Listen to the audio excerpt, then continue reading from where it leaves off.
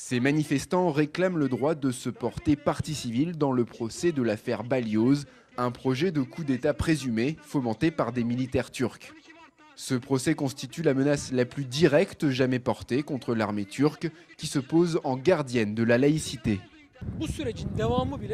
Le fait que ce procès ait lieu, c'est un pas en avant. Nous insistons sur le fait qu'il y a eu des dysfonctionnements, mais le procès en lui-même est un progrès. Des dysfonctionnements, l'instruction en serait remplie selon le camp kémaliste proche de l'armée. Pour beaucoup, le dossier aurait été gonflé pour pouvoir mettre les militaires sur le banc des accusés. Il s'agirait ainsi d'un procès politique avant tout, dans le cadre d'une lutte de pouvoir entre l'armée et le gouvernement AKP, islamo-conservateur.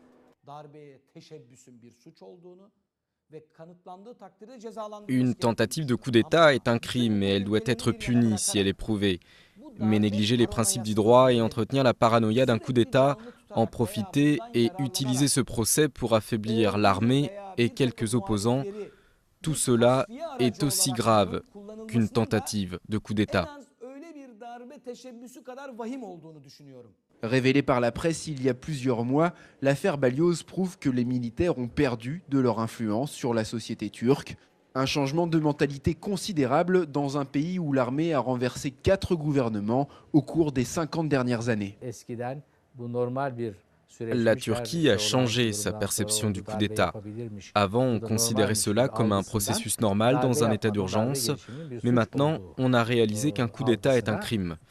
Cependant, le fait qu'elle ne soit pas capable de réaliser un coup d'État militaire ne signifie pas que la tutelle de l'armée soit terminée. L'affaire Balyoz a éclaté au grand jour moins de 3 ans après des révélations sur un autre complot présumé mené par un réseau baptisé Ergenekon.